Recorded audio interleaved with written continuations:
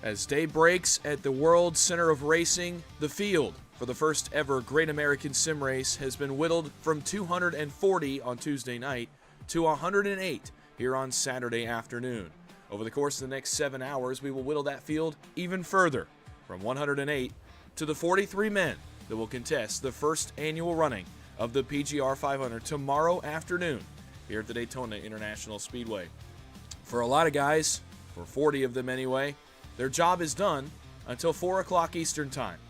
They have made their way through the heats, they did their job, they finished top 5, and they have one race, one step remaining to make it into the Great American Sim Race. But for others, for the next 64 drivers, their job is far from over. They will have to run the PGR Gauntlet.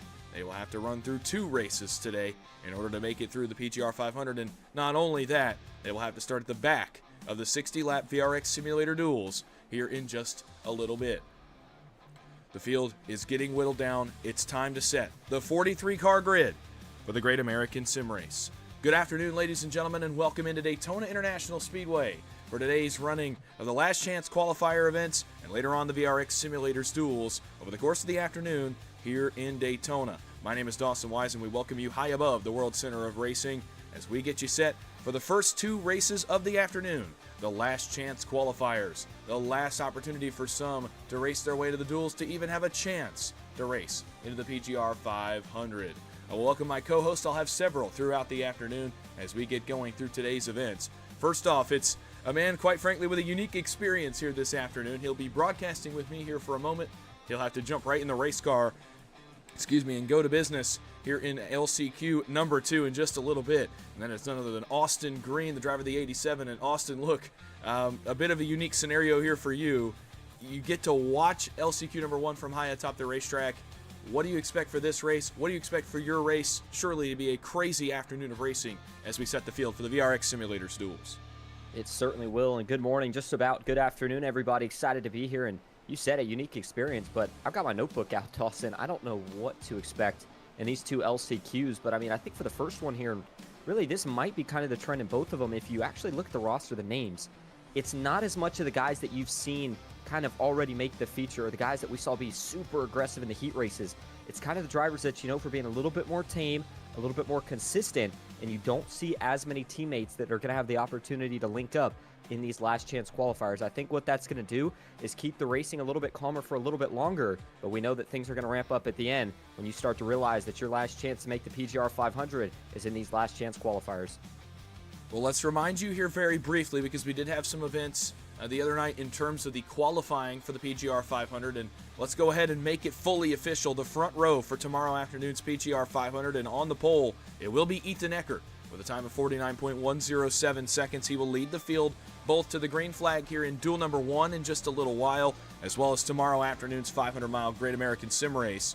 On the outside of the front row, after a bit of a competition, a rerun of the 2 laps due to a tie in their times, it will be Matthew Zwack that rolls off on the outside of the front row. The Apex Racing Society outside pole sitter will be Matthew Zwack. He outran Daniel Falkingham in a rerun of their 2 times officially. It will go down as a 49.109 second lap. So qualifying in the books, the front row is set. They will both lead their respective duels to green, but will not really have anything to stress. They will be leading the field to the green in tomorrow afternoon's PGR 500. As for this last chance qualifier, 32 cars will take the grid, 20 will make it into the duel race later this afternoon. So if you finish 20th or higher, you make it into the VRX Simulators Duel number 1 that will be later on here at 4 p.m. Eastern. And look, you know, Austin, I know that 20 out of 32 seems like a lot of spots, but as we've seen this week, even the 13 out of 30 for guys like Colin Keister, for guys like Matt Lee that we figured would be well inside the top 13, would be well inside the realm of safety, they ended up far outside the realm of safety and out of this event, all because of a last lap incident. It can happen that fast. Top 20 is not as safe, I don't think, as many people may make it out to be.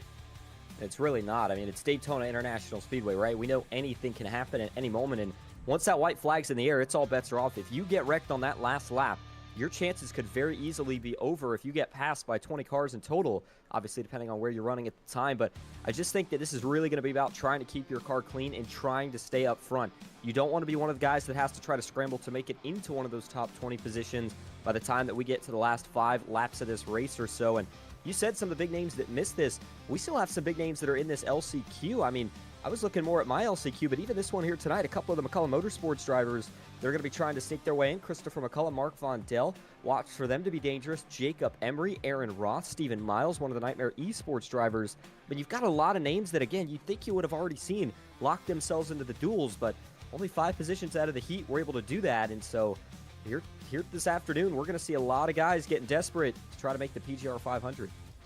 We are about to get down trackside, about to get on the grid for the first of 2 Last Chance Qualifier events. This first one sponsored by Blind Squirrel Racing. I want to thank them for all of their support. And Ambrose and Jeremy Osborne, I've already seen in the chat from Blind Squirrel Racing. Gentlemen, thank you for your sponsorship, for your support of this Last Chance Qualifier event and the PGR 500 as a whole. It's time to get down trackside. It's time to get down to business here in the PGR 500 Last Chance Qualifier events. And here in just a moment, as we get the cars started onto the grid, we will begin to, as a warm-up session finishes, so a bit of an interesting scenario here, but we will begin to set the grid for this first Last Chance Qualifier event. Again, so this grid was set by the finishing order of the first 4 heats. So, for example, 6th position in heat number 1, that would be Evan Carlbon, if you'll remember back to Tuesday night. We'll start from the pole here of LCQ number 1, and it will go in that order. So 6th place in heat 1 on the inside, 6th place in heat 2 on the outside,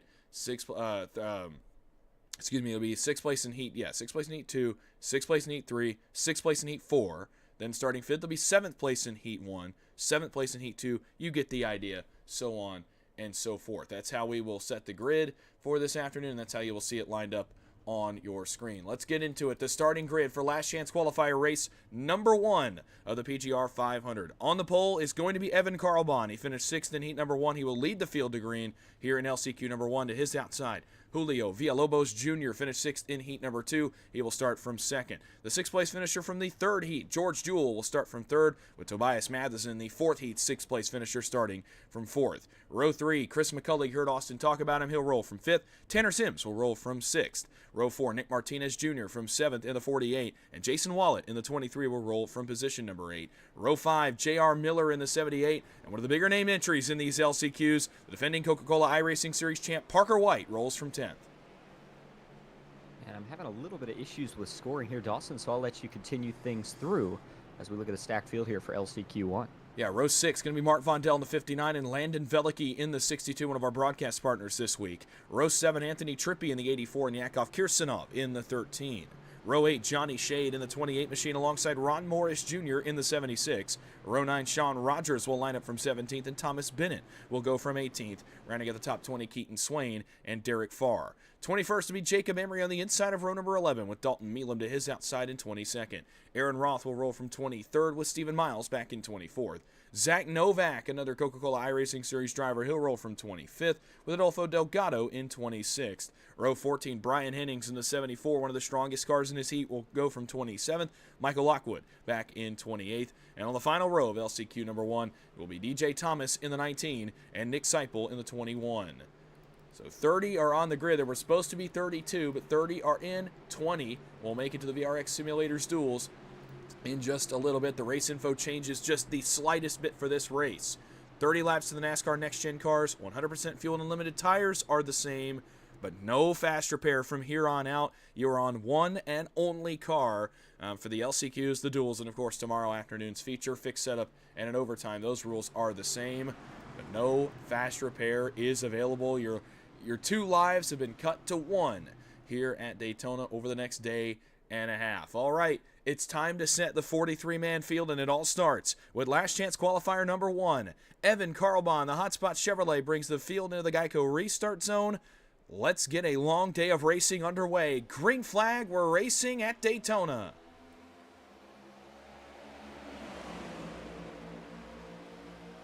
As they work down the short chute towards turn number 1 for the first time here tonight, the full field of 30 cars will climb into the banking here in Last Chance Qualifier number 1. It's Evan Carlbon on the point with the 45. Julio Villalobos, one of the guys who was really impressed in his heat race to get himself into this Last Chance Qualifier, leads the high side. And the lead pushers right now struggling to get to the back bumper. Tobias Matheson wondering if he can get there down the super stretch. He will. The 75 tandem's up, and now they're going to get a run. Can they get clear by turn 3? Carlbon on the bottom. He's got George Jewell in behind him. The couple up top. You heard about Villalobos and the 75 of Matheson. Carlbon to the lead. He'll go fully to the point here off of turn number 4 as the field works to close lap number 1. It's now Jewell on the inside with McCullough. They've got a couple cars in behind them as well. Nick Martinez is here at the front, as well as J.R. Miller, already +2, getting closer to the front of this field. These guys up here, pretty well safe. Back towards 20th, not so much. That's where Aaron Roth sits right now. Yeah, and I think it'll be just a matter of time before somebody tries to get this third lane working, at least experiment with it, especially when you got some of the names that we've got back here. Zach Novak, Steven Miles. That's 2 really strong race cars, and there goes Miles. He'll jump to the middle. We'll see if Novak decides to follow him. Not yet, but further up, Dawson, a couple more takers. Jason Wallet down to the middle. Looks like they're going to drag most of that outside line down a lane as they try to side drive through the corner. And what that did is allowed those front 4, front 6 to get a bit of a breakaway. Now Mark Vondell maybe with an opportunity to jump up off of 4. Yeah, you see back here the jockeying back around Anthony Trippi and Yakov Kirsanov and Sean Rogers. This guys start to try to make the middle work. But it's the inside that has powered forward here. Not for long. J.R. Miller topside. Chris McCullough topside. A couple of the regulars, guys that know each other extremely well, will jump on the bumper of Evan Carlbon and bring that top line back to the front. McCullough to the point for a moment. Jewell will get it here off of turn number 2, but how long will that last? As of now, George Jewell, Chris McCullough battling down the back straightaway, and looking back, I look at Parker White, I look at Landon Velicki. You know, do they make any moves at this point? Are they safe in 14th position right now? Or is it eventually going to get too antsy for them? Are they going to get a little too nervous? Are they going to have to come forward? I think right now they might be safe. Again, we're only 3 laps in. Still a long ways to go here at Daytona and LCQ1. But for Velicki, of course, one of our fellow broadcasters, one of the Nightmare eSports drivers on top of that, he knows how to get the job done here at Daytona. He's won in this car before, and he wants to get the job done here tonight so that he can go race in the LCQs in just a little bit. But this outside, Dawson, they're really starting to roll now. Usually the general idea here is that the outside's kind of the Pied Piper. Whoever's leading up there tends to get everybody to want to follow. And right now, Christopher McCullough looking about as smooth as you could be up front. He's getting pushed by the 78 of J.R. Miller, and that bottom lane continues to struggle to try to find some traction to make their way back to the front. But watch out, the 48, Nicholas Martinez, he was able to get locked onto the 36 of George Jewell there for a minute, and they're starting to make their way back up through 3 and 4. Well, it's a familiarity factor. We know these top 3 drivers on the outside race together enough that I think you're a little bit more familiar. George Jewell, Nick Martinez, I think, are now reaching that point in race, and you kind of see it. You've seen it develop over the last 3 or 4 laps where initially Martinez maybe not comfortable with George Jewell yet, maybe not comfortable being that lead pusher, but now after a few laps you can take a deep breath and say, all right, I'm good. I know how this guy drives now. I know how he can take a push and where I should be lined up to make him the most comfortable and to make us go the fastest, and that bottom line has really gained some traction now. Jewell back up to 4th. They've got Martinez in line. Vondell is in that line as well. And further back, Thomas Bennett, Ron Morris, a couple of others try to drag that line to the front and get themselves into a transfer position, which still is currently held by Sean Rogers. And you see the bottom line must have made some progress because Evan Carlbon says, I want to go down there, I want to lead it, and I want to try to get back to the point. You're seeing a lot of gaps right now between everybody outside about the top 2 or 3 pushers. And it's a little interesting. I feel like when we watched the heats, everybody was pretty tight. Saw a lot of 3-wide moves. The pack was really stuck together. Watch out. Out back. Big check up on the outside. Steven Miles got ran into the back of by the 19 of DJ Thomas. They all keep it together, though.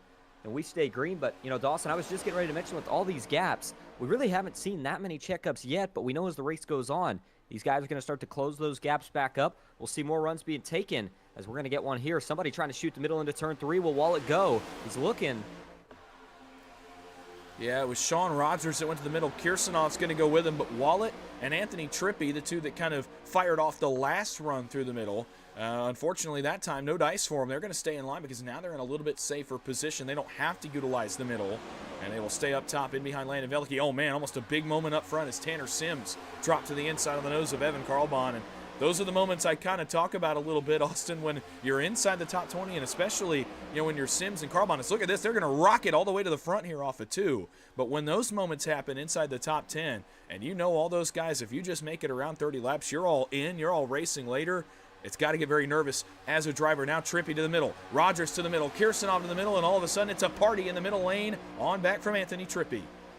And if you want to know how much you value a good pusher, watch what Evan Carlbon just did right there. He pushed himself and Tanner Sims clear, was able to jump to the high side, and now he'll go to the point here at Daytona, and he's up in front of now. Another phenomenal pusher, one of the veterans, Christopher McCullough. We'll see how long these two stay lined up. as we are going to be coming to 22 laps to go when they cross the line next time around. J.R. Miller, what's he going to do? That 78 machine. Right now, he's got an option. Go to the bottom and hope he gets help, or stay up top and ride. And it seems like the riding's working out for quite a few. Dawson, earlier we mentioned Landon Veliky and Parker White, if they were safe with where they were running, well, they stayed patient, stayed in the outside, and now they might have an opportunity to go down here and try to work together, as they're going to get, looks like, more than 7 cars clear of the bottom on this outside line. Yeah, they kind of just waited and bided their time, right? And Parker White now drops to the inside. They waited and cycled their way forward, and it allows now Parker White to drop onto the inside on the nose of Tanner Sims. And here comes the defending champion of the eNASCAR Coca-Cola iRacing Series. He will drop all the way to the yellow line, and he's all the way inside the top 5. No surprise here. I did not think that 53 was going to wait an entire race before he came all the way to the front of the field. He doesn't, but Sims, that push is stalled out, and he starts to go backwards now. He may need one more car in that line. They're trying to come forward, but they cannot get connected on the bottom, at least not as well as the top side. Carlbon, McCullough, Miller, they've got a really nice connection going on right now, and it's keeping the bottom at bay, 4 cars deep. For Parker White, there's a reason he's the defending Coke Series champion. He's showing it off right now. Very aggressive, always concerned with trying to be at the front, because you never know what's going to happen out back. We're going to be coming to 21 laps to go now. So already we're almost a third of the way through this 30-lap event, and so far we've seen a few lead changes, but we have not seen a lot of 3 wide. You know that's going to have to change at some point. Only 20 positions advanced, and we've got 30 cars in this race. By the way, as it stands right now, we've only got 2 cars that aren't with the lead pack, Derek Farr and Johnny Shade. And so that's going to actually, for the moment, dip it down to really only 8 cars that are not going to be able to advance. So, Dawson, I think if you're anybody up in this pack, you're almost okay with keeping it conservative right now, because you have a pretty good chance of going for it, even if you wait till the end. Yeah, completely agree. I think you just ride. And you asked about J.R. Miller in particular, and I'd be feeling pretty good if I was J.R. Miller right now. You got a gap out front here. You got 2 guys in front of you that you've raced with on a night in, night out basis for basically the last year or so. You've got guys behind you I think that you can trust. Villalobos finished very well in his heat race. So did Tobias Matheson. These guys have kind of gotten the knack of the week by now. If I'm Miller and you see the room that they're all giving each other, I'm feeling pretty good. If I'm a 78, they're going to drag the lead pack to the bottom, though. Johnny Shade in that 45, that blue Toyota Camry, will go a lap down. A tough break for Shade if this race does not find a caution, and especially a tough break if the field catches Derek Farr, who is just up from this pack right now in turn number 3. And if they catch him, Johnny Shade's race, it's not going to be over, not completely. If he can catch onto the draft and maybe pass Farr when the leaders get to him, he'll have an opportunity. But for now, for all intents and purposes, Johnny Shade very much behind the 8 ball here with 20 laps to go. And all of a sudden, we've got a scramble here towards the middle portions of the pack. They had a 3rd lane organized in the middle there for just a minute. It was actually Jason Wallet who was leading it. He got pushed up and clear of the inside line and jumped right down in front of the 53 of Parker White. And, ooh, Christopher McCullough, he gave it a shot. Watch out. Trouble. Here we go, Anthony Dawson. Trippi. And it's Nick Martinez. It's into Johnny Shade, so bad night gone worse. Trippi goes around as well. The 84 Looney Tunes Camaro has severe wheel damage. You saw that right front wheel was completely off kilter. And unlike in his heat race, it may very well be a night ender here and potentially a weekender for the 84 of Anthony Trippi. This sparked up right as Austin was talking about that 3rd lane in the middle. And it was Ron Morris pushed by Anthony Trippi. And let's see. Oh, man. Johnny Shade, Ron Morris, Anthony Trippi actually came together before that. And then as Morris tries to course correct, does he come down across Trippi? Oh, man. Gets loose again. Ron Morris struggling there for a moment. He actually gets locked back on to Anthony Trippi. Oh, man, but it takes some time to get connected. It starts up in front. Okay, so there's more to this here. Let's back this up again, because there's more to this than Trippi and Morris. It actually starts up around Landon Veliky. And the top line, oh, it starts to check up. Look at J.R. Miller. He's on the brakes. Villalobos, Matheson, Veliky, Miles, Rogers, they're all on the brakes. As a checkup starts, a bit of an offset moment for this pack up here. Rogers and Delgado go sideways, and that forces Morris and Trippi to make an evasive move, and it's on from there. Trippi gets into Martinez. For a moment, they had it saved, but Trippi comes back to his left, and Martinez goes to his right, and this is danger zone here for anybody coming up the banking. This is a tough spot to be in. As Trippi goes sideways, they collect Johnny Shea. They're going to collect DJ Thomas, Aaron Roth. 5 cars involved, and it all started, Austin, with a checkup up front around J.R. Miller, Landon Veliky, and Julio Villalobos. Yeah, and it was actually even just a little bit further up front than that. It was with your two leaders, Evan Carlbon and Christopher McCullough, somehow got offset of each other.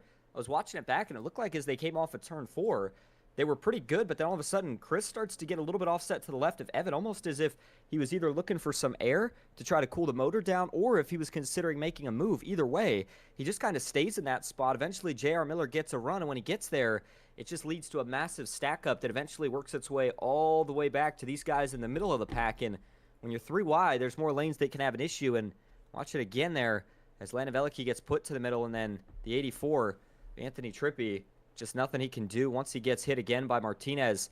He's now lost it. He's out of control. Look at Jacob Emery trying to check up to miss it. Almost does, but no dice, unfortunately. And then a couple big hits back there, especially for the 19 of DJ Thomas, who T-bones the 84 on the outside line in turn number 1. Yeah, tough break for the guys further on back. You mentioned Emery as well. I didn't see him the first time, and you saw that checkup up front now. I tried to give a good angle of that where it started, and Chris McCullough was nearly half a car offset with Evan Carlbon there as they come through the tri-oval and down towards turn number 1. We'll take one more look at it here as we get ready to go back live. And Ron Morris and Anthony Trippi, this is wrong place, wrong time. You're going to see the checkup up in front of them around Velicki, then it hits Miles, and it hits Rogers, and it hits Delgado. And by the time it gets back to Ron Morris and Anthony Trippi, it is a violent checkup, a violent accordion. And unfortunately, it's going to go wrong here back around Martinez and Trippi, who at the time were inside the transfer positions. Now not going to be the case. Both have damage to fix.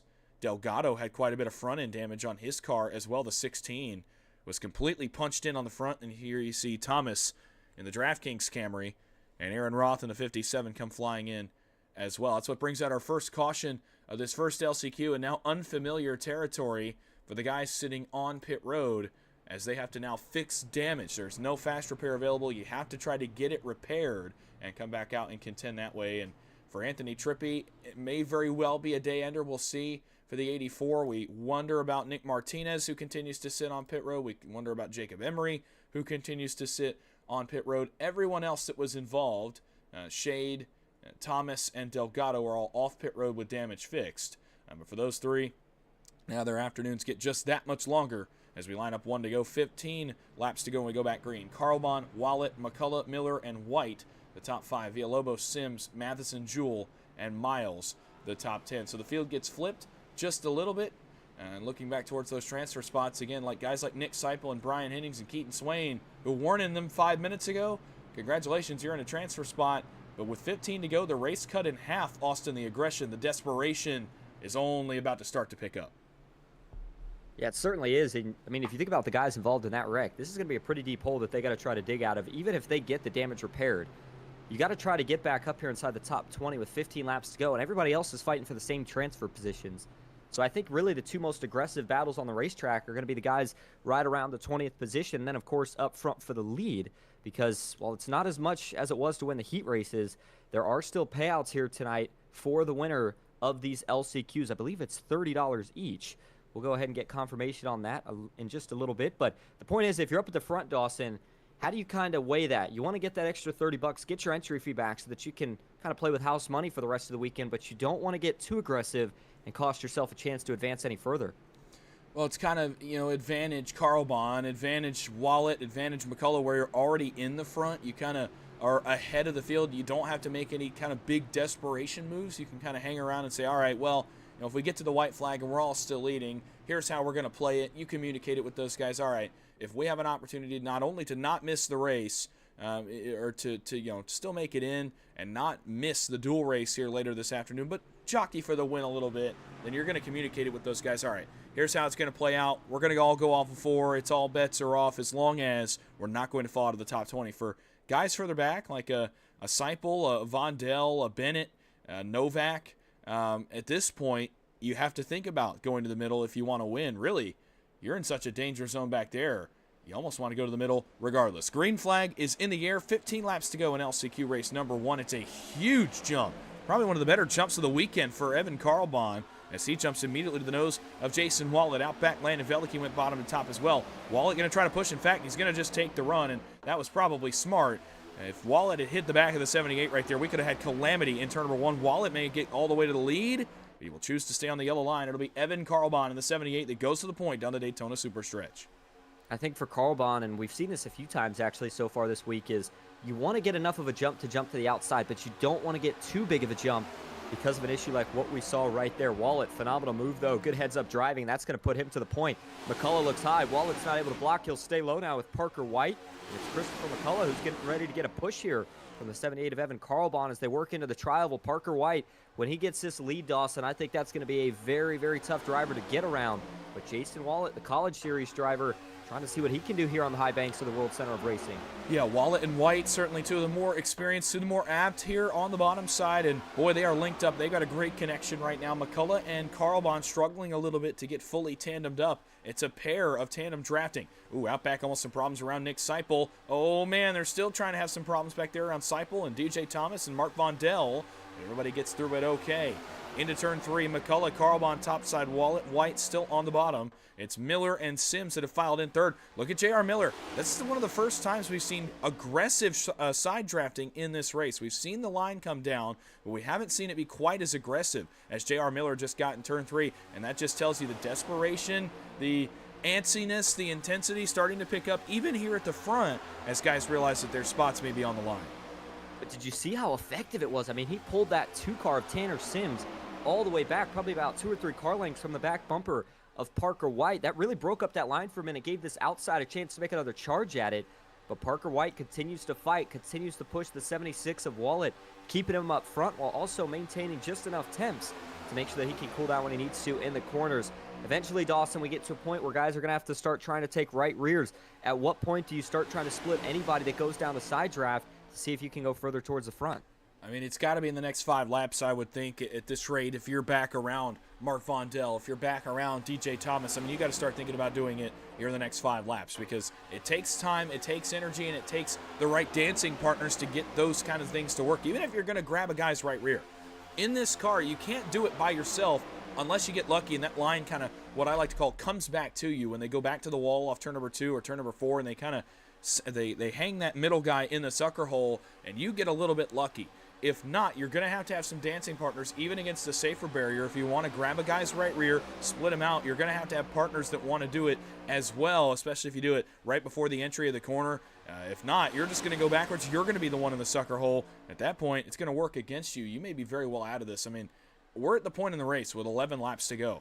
One wrong move, one instance of getting split, one time of getting put in the middle, could be your race. You may not have time to find enough partners or enough energy to get yourself back to the front. It's Jason Wallet and Chris McCullough. To me, and maybe I'm wrong here, Austin, I know McCullough and Carlbahn are side drafting, but to me, this is as close to riding and logging laps as we've been almost the entire week to this point.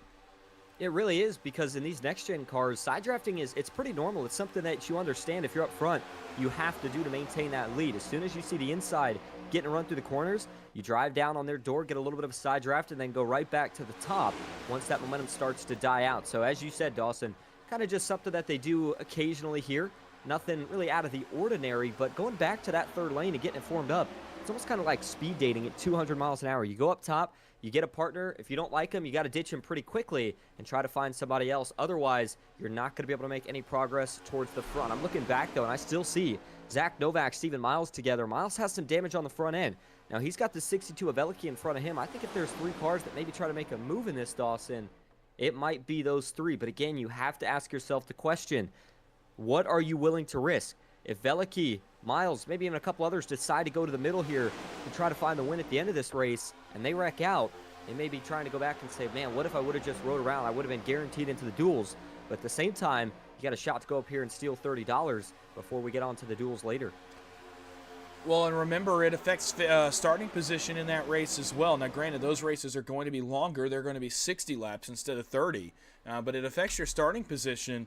And, you know, for a Veliky, for a Miles, for a Novak, these are guys that have aspirations very much to make and contend in tomorrow afternoon's PGR 500. And if you want to do that, you got to start as close to the front as you can. If you were to win this race, you're going to start in 21st in duel number 1. You're going to start right behind the automatic qualifiers into that race. And knowing that strategy is in play, knowing that a pit stop is in play, you don't want to be trying to drive yourself up from the back to the front to get set for strategy. You want to already be there. You want to be halfway up through the field. You want to be in a better position. Oh, so that'll happen. Oh, Matheson, that's the first victim of that split. Landon Velicki, he got to his right rear and sends the 75 back towards Nick Seipel in the middle. Now, there are a couple takers to that middle. Seipel, Vondell, DJ Thomas in the 19 who will bail now on entry to 1. Vondell will as well. Matheson and Seipel find their way in, but for Tobias Matheson, he goes from P6 to P18 in no time in turn 2. You thought Seipel was going to work with him, but he did the same thing, jumped to his right rear, took that spot, and I don't think that's the last of that kind of move that we're going to see here in Last Chance Qualifier number 1. But back up front, Christopher McCullough and Evan Carlbon continue to lead the point on the high side, and it's still the duo of Parker White and Jason Wallet trying to make some headway on the inside. We're going to be coming to just 7 laps to go now, Dawson. Time's running out here, especially for the guys right around those final transfer positions, and it is a battle. I mean, you look at a couple of the names, Tobias Matheson, currently the last man in, Mark Vondell, DJ Thomas, the first 2 out. It's time for them to start getting aggressive if they want a chance to advance into the duels. Well, yeah, but again, aggression comes at a cost. You don't want to get aggressive and then have a crash happen right in front of you as soon as you do it. You have to weigh your options as a driver, but with 7 laps to go, you're right, we're kind of in that position now. Whereas a driver back around Matheson, back around Thomas, I know Matheson as of right now is in, but that is way too close for comfort. Ooh, Matheson blinks out. That was a tough moment there for the 75. But for those guys back there, for Seipel, for Kirsanov, those guys right around the transfer spot, it's time to start trying to leapfrog people, I think. Start getting yourself into a comfortable position where on the last lap you can say, okay, I'm definitely going to be in. It's not, well, I hope I beat this guy back to the line. I hope I can get back to 20th. You don't want to be in that position coming to the checkered flag. 6 laps to go. McCullough, Carlbon, Miller, Villalobos. Now Velicki is 5th on the top. On the bottom, it is Wallet who may get all the way to the lead. White, Sims, Jewell, and how about Ron Morris coming back to the front in that blue, red, and white RMR Chevrolet. Thomas Bennett as well on the bottom, but it's all McCullough, Carlbon on the top. They are masterfully side drafting up here at the front with 6 laps to go. These guys are starting to make me a little nervous, though. You're starting to see a couple cars fishtail as they try to line up for pushing on exit of the corners. That's a very sketchy spot to do it, but the gaps are starting to close up a little bit more now as well. I think Parker White, Evan Carlbon are starting to try to set themselves up for the possibility of having to push the entirety of that last lap. I think kind of the classic move here, Dawson, and we saw this with Garrett Maines and Colin Bowden in their heat races. If you can push the guy in front of you, if you're the leader and the lead pusher, let's say Evan Carlbon in this case, what he wants to do is set it up so that probably about halfway down the backstretch on the final lap, he can tandem up with Christopher McCullough, push away, and then try to make that move when it's just a race between those two coming back to the checkered flag. But to do that, you have to have enough temps and you have to time it perfectly. Right there was a great push from Carlbon. Look how clear they're going to get of the duo on the bottom of Parker White and Jason Wallet. Still a drag race, though, into turn 3 for that 3rd position. J.R. Miller, Villalobos, Julio Villalobos. What can they do? Do they try to make a move, or do they stay where they are here as we come to 4 laps to go? I mean, you've gotten to the point now where if that hasn't opened up for you, I'm not sure you go to the middle if you're the 45 of Villalobos, if you're Velicki, if you're, George Jewell. I don't know if you move at this point. You're in as of right now, barring any disasters, and you don't want to be the cause of a disaster either. When you go through the middle, you don't want to catch a guy off guard or make a bad move or get hit wrong and go sideways, and then you're wrecking 3, 4, 5, 6 of the leaders, and all of a sudden all 6 of you are behind the 8 ball, potentially even out, depending on when that crash happens. We saw with Kyler Wynn and a couple of others in the heat races, they 1,000 feet from the line, they were all in. And right after the line, a few of them were out, and that's how quickly it can happen if you try to make a big move. For those guys back 6th, 7th, 8th, 9th, at this point, I'd almost reserve myself, okay, I'm probably not going to win. If something huge opens up, then maybe I'll try to make my way into a gap and find a hole. But for now, I just don't see it. I think if you're Velicki and those guys, I mean, at this point, I just reserve myself, okay, I'm going to be in, I'm just going to ride, I'm going to try to make it through and hope there's no crash in front of me. Yeah, absolutely. But further back, that's not going to be the case, and we know that because around the 20th position, it is a mad scramble. They are 3 wide back here trying to make something happen. I think that was the 96 of Michael Lockwood there that may have hit the outside wall. He falls back, but he'll stay in the draft. And watch out through the middle. He got split earlier, Tobias Matheson, but now he's going back to the front. Nick Seipel throws a block, and they're still 3 wide for the 20th position. It's right back around that transfer spot. We'll keep an eye on it. 2 laps to go. Popsicle sticks here in the LCQ race number 1. It's Chris McCullough and Evan Carlbon on the top. It's Wallet and White on the bottom. And the side drafting's been there. The pushes haven't been dangerous. They've been managed. They've been controlled. And with 2 laps to go, 5 miles remaining in LCQ number 1 as they climb the banking. It's all Chris McCullough almost for a Saturday drive here off turn number 2. But Wallet and White will try another run at him as the transfer spots get even more heated further back. And I wonder if Carlbon will stay loyal and stick with Christopher McCullough all the way through, or if he still gears up for one move. I think Parker White's just about had enough of Wallen, and he has. He'll jump up to the middle because he sees a fellow Coke Series driver, Zach Novak, behind him. Novak's going to roll. Here comes the 34 as well, trying to make a move to the front. That is going to be Dalton Millam as they work out of turn 4. One more shot. Try to make yourself as wide as you can if you want to get into the duels. Here we go. 1 lap to go at Daytona. Yeah, back around those transfer spots, it's getting insane up front. It's Miller now to the lead. He went to the bottom on Parker White. On the bumper of Parker White, he'll go all the way to the point here in 1. And as they climb the banking, a 1 and 2, McCullough to his back bumper, and Parker White to the lead.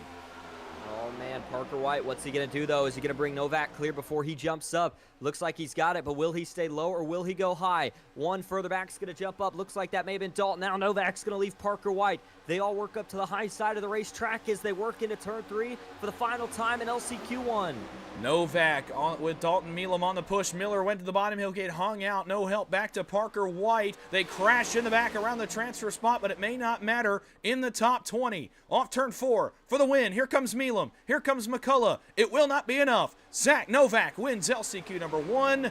And looking back at those transfer spots, it looks like unofficially Thomas Bennett is the final man into the dual race number 1 later on this afternoon as they crashed on the final lap. And Novak stayed so patient for so long before he went up there to make that move. Parker White ditched Wallet, and then as soon as Novak and Parker White got clear, Novak did the same to Parker. But nonetheless, I mean, what a finish there. Only 1 caution to note in that first LCQ. How clean was that? Looking forward to seeing hopefully more of the same in the second last chance qualifier. But for Zach Novak, $30 richer, and now guarantees himself into the duels. And so you add yet another handful of really, really big names. But Dawson, if you go back and look around that transfer position, you mentioned that they wrecked. It looks like, and I know it's unofficial right now, but Thomas Bennett, the last driver that's going to advance through to the duels this afternoon. Yeah, absolutely. We'll take a look at it here in a moment. We'll see if Novak chooses to celebrate. He'll go right to pit road, and as such, we'll go to a replay of this final lap, and we'll take it from the very beginning because it started back here around Thomas Bennett, around this transfer position, and we're going to try to get an idea. We're going to go, as we always do, to the chopper camera for this last lap and just see what happens back around the transfer spot. The middle was a busy place to be when Parker White was up there. 9, 10, 11 cars in the middle at one point.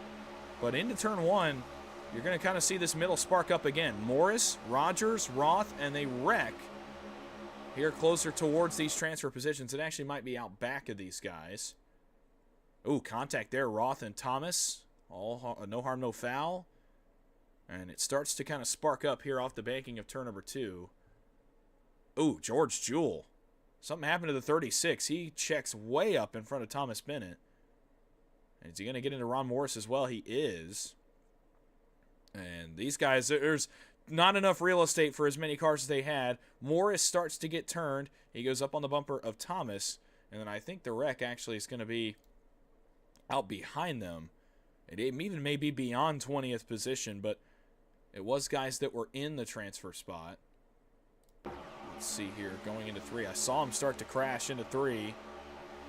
And let's see here, up the banking. Is it George Jewell? Oh, man. Netcode City up front with Thomas Bennett and George Jewell. As there was a big difference in those 2 cars and where they were on the racetrack. And it's on. It's a big one out back. Aaron Roth, Derek Farr, Jewell. Kirsanov slides sideways in that 13. And a big one here on the white flag lap. We'll go back again, try to get a different angle of it. And I'll show you again what I mean with George Jewell. But this is some of the worst netcode contact of the week so far. And it happens going into 3 on the LCQ lap. For George Jewell, a heartbreaker in turn 3. And man, that is as brutal gets because there's nothing Jewell or the 33 of Bennett can do about that. There certainly isn't. That's the way it goes sometimes. You know, I was keeping more of an eye on that last transfer spot as they were coming off of 4, and I think Yakov Kirsanov, I think he gets it, Dawson, if he's able to keep that race car down the racetrack. but it looks like he maybe gets up just a little bit into Bennett. That sparks a little bit of contact between those two, and ultimately Bennett beats him out in kind of a photo finish for that final transfer position. But you said it. I mean, that was some wicked netcode that we saw back at turn number 3, and you hate to see a guy's chances come to an end that way. George Jewell not doing anything wrong. He was trying to make a run up here to get it at the end. He didn't try to nose chop him. He stayed in his line, and unfortunately it doesn't work out for him either way. And you see Kirsanov here. It's going to be a drag race all the way back for the final spot, and I mean, that's how much it can be that you lose that spot by, and for Kirsanov that is as brutal as it gets. We talked about the netcode as well, but for Kirsanov, you see it in front of you, you have the spot, and all of a sudden it is yanked out from underneath you at the very last moment. So we'll get into the finishing results here for the last chance qualifier races, and then from there we will go on into our post-race coverage. We'll take it back live and start into these finishing results and tell you the 20 men who will enter duel number 1. And boy, for a few of them, it was not looking good there for a moment, but they make it in regardless. It's Zach Novak that gets the win with Chris McCullough in second, Dalton Milam in third, Evan Carlbon fourth, and Julio Villalobos in fifth. And those 5, for the most part, were inside the top 10 for the entire race. Landon Velicki will be 6th, J.R. Miller in 7th, Parker White in 8th, Stephen Miles in 9th, and Brian Hennings rounds out the top 10. Nick Seipel finishes 11th. Jason Wallet back in 12th with Tanner Sims in 13th. Then you've got Ron Morris Jr. in 14th. Jacob Emery, we'll see him in the duels later as he finishes in 15th. Going on back into the last kind of handful of positions, how about Adolfo Delgado finishing in that 16th spot? Back in 17th, it's going to be Sean Rogers with DJ Thomas back in the 18th position. And the final 2 that are going to transfer into duel number 1 here later this afternoon is going to be Keaton Swain and Thomas Bennett. Here are the men that are out of the PGR 500 as of this afternoon's LCQ number 1. It's going to be Yakov Kirsanov, the first car, eliminated in 21st. Mark Vondel eliminated in 22nd with Tobias Matheson in 23rd. Michael Lockwood in 24th, Aaron Roth 25th. George Jewell, the toughest of tough breaks on the final lap, he'll go 26th. Derek Farr in 27th. Johnny Shade in 28th. Nick Martinez in 29th. And Anthony Trippi rounding out the final 30. Well, LCQ race number 1 is in the books. A bit of time now, Austin, before LCQ number 2, so we will await that. But before that, LCQ number 1 proved to be chaotic, but honestly, maybe my indication of LCQs were going to be wrong. I figured the aggression level would be very high. I figured it'd be a lot more chaos than that. We still had some, but it wasn't nearly as much as it was in the heats, where just about every heat saw a last lap incident in or around the transfer positions. The LCQ today really did not. The only incident that occurred on the final lap was out behind the transfer spots, and we also didn't need a late race restart. That was about as calm a race as we've had, and it's incredible to say that because it's the the highest stakes compared to the heat races. It really was, and you mentioned it is the highest stakes because it is your last shot, but at the same time, you figure that well over a majority of the field was going to make it in because we had 32 cars, 20 positions were going to advance, and at the same time, I mentioned this at the start, you just don't see as many of the super aggressive drivers. We don't see as many of the big name teams. You see you definitely still see some big names and plenty of talented drivers, but it's kind of more the guys that race in the more realistic sense where they're not trying to throw blocks left and right on lap 1. They just kind of take things nice and easy. It looked like what you would see in Daytona in real life in the early portions of a race, and by the time it got to the end, things did start to get more chaotic. But again, you said it, Dawson, one caution, certainly the cleanest race of the week that we've seen so far. Well, absolutely, and now LCQ 1 is off the racetrack. It's complete. Those men now know and can start to prepare to go again because they race again here in 3.5 hours. They have to go through that entire process again, and this time they don't get to start up front. They have to start from 21st on back and try to race their way into the PGR 500. We will not be having any post-race interviews here for this one. We will be for the dual races later on, so stay tuned for that. For now, it's going to be time to go take a short break as we await race number 2, LCQ number 2. It's actually going to be a bit of an extended break here as that race ran much cleaner, I think, than I anticipated anyway. But it will be a little bit more of an extended break here before LCQ race number 2. We'll go one more thing here before we get out of here, Austin, and that's, look, now you have to go race. You told me you had your notepad out for that entire 30 laps. What did you take in a mental notebook? What did you put on your expectations list for your LCQ race here coming up in a few moments as you try to race into the VRX Simulators duels?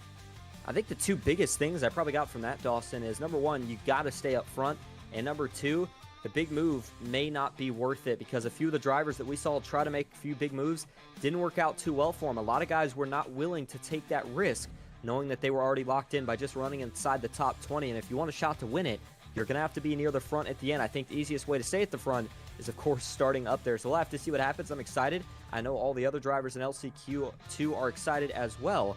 We'll see if we get more of the same product. I think we've got a Coke driver or two in that one, a couple teammates as well. So I think you're going to see a lot more of the same. Who knows? Maybe we can go green from flag to flag for that one. Well, certainly will be interesting as we await the start of Last Chance Qualifier number 2. Austin, we will let you go start to get prepared. As he helped me here for LCQ number 1, he now has to transition, get in the car, and race here in LCQ number 2. We're going to take a short break. We're going to put the starting soon screen back up. In fact, I may put a briefly before the next race starts, put a side-by-side view so you know the field for LCQ race number 2. And we are starting to set the field for the duels. Duel 1's field is set. It is official now. 20 from the heats, 20 here from the LCQ. We know the 40 drivers that will contest the RX Simulator Duel Race number 1 later on this afternoon at 4 p.m. Eastern here on PGR eSports. Coming up next, LCQ race number 2. Stick around, go get a snack, go get a drink. We got 30 more laps of LCQ racing as we set the field for the second of the 2 VRX Simulators duels here on PGR eSports. Until then, we will be right back from Daytona in about 15 minutes.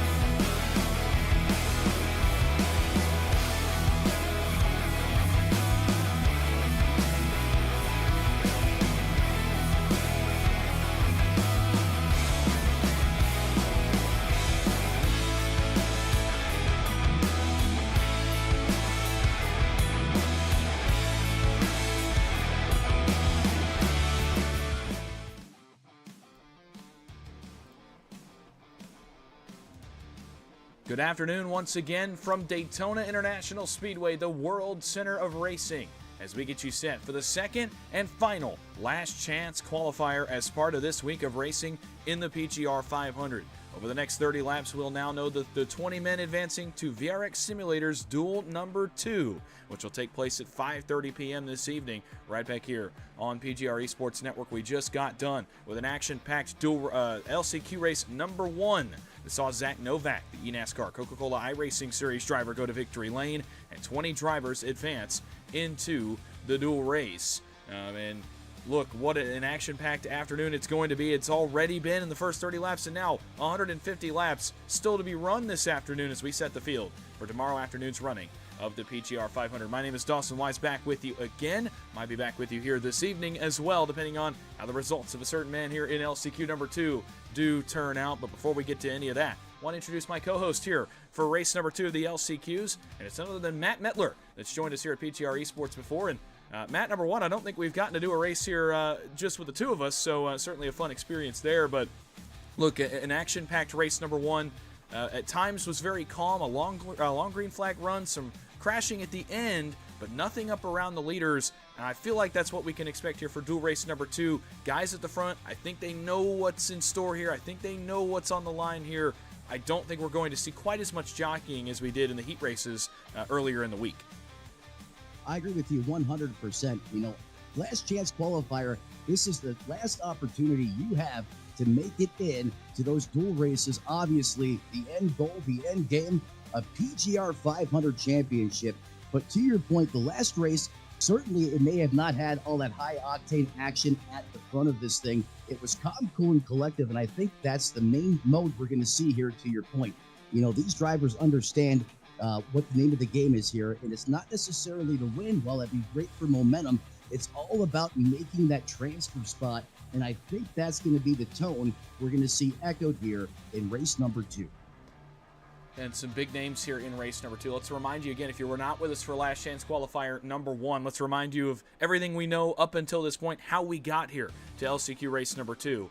In terms of qualifying, the front row is officially set for tomorrow afternoon's PGR 500, as well as the 2 men that will lead the respective dual races to the green flag later on here in the evening time. On the pole is Ethan Eckert with a time of 49.107 seconds, and he will be the first ever pole sitter, the prime pole position for tomorrow afternoon's 500-mile feature event. And on the outside of the front row, the Apex Racing Society outside pole sitter is Matthew Zwack of the eNASCAR Coca-Cola iRacing Series. He and fellow Coca-Cola iRacing Series driver Daniel Falkingham engaged in a bit of a qualifying race, a qualifying shootout where they each ran another qualifying lap the other night. It was fun to get to kind of sit in and watch that process as each of them watched each other's laps, kind of took account of where each other were on the racetrack, and in the end it's Matthew Zwack that gets into that position. In the heat races, we had 8 drivers out of 4 different heats make it into this race. This race will feature the 6th through 13th place finishers in heats 5, 6, 7, and 8 from Wednesday and Thursday night here this afternoon. So those are the 32 drivers you'll see competing for 20 positions on the racetrack. 20 will make it into duel number 2 and start 21st through 40th in that race. We're about to get trackside, and look, before we go down here, Matt, looking at some of the names in this field. We have some regulars like Vicente Guerrero. We have some regulars from outside of the PGR eSports realm like a Jackson Anderson, which is somebody we talked about. But also, and one of my names to watch is Michael Cozy Jr. of the Coca-Cola iRacing Series, a man who is very, very well versed in the super speedway art. Absolutely. And one driver I'm going to have my eye on is PGR's own Austin Green in that 87 machine. So much pressure, everything on the line for him this evening. I think he is going to be clutch. He is going to rise to the occasion, and he is going to punch his ticket to the big show as we now get ready to strap in, get ready to rock and roll one more time for the final qualifying heat. We're about to get down trackside and get down to business here in LCQ number 2, and the grid again set by finishing position in the respective heats. So again, we'll go through that format. 6th position in heat number 5, which in this case is Jackson Byes, will roll from the inside of row number 1 from pole position.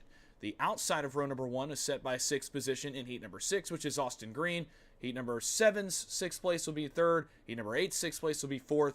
And then heat number 5, 7th place driver will be 5th, and so on and so forth. And you get the idea. Let's get into it. The starting grid from Daytona. LCQ race number 2 is presented this afternoon by Blanchard's Towing and Recovery. I want to thank Chris Blanchard and all of the guys over there at Blanchard's Towing for their support not only of this LCQ race, but of the entire PGR 500 weekend as a whole. You'll see their name on tomorrow afternoon's feature broadcast as well. On the pole for LCQ number 2, it's going to be Jackson Byes in the 33. To his outside, it's our very own Austin Green in the 87 Ford Mustang. Row 2, Jake Greenfield in the 89, and Mike Davenport into the 55. Row 3 to be Aaron Brown. Remember, his penalty was overturned earlier in the week. He'll roll from 5th. Michael Witt will roll from 6th. Corey Taylor in 7th with Travis Roberto in 8th, and rounding out the top 10 on row number 5, Stephen Luttrell in the 82, and Jason Dinsmore in the 62.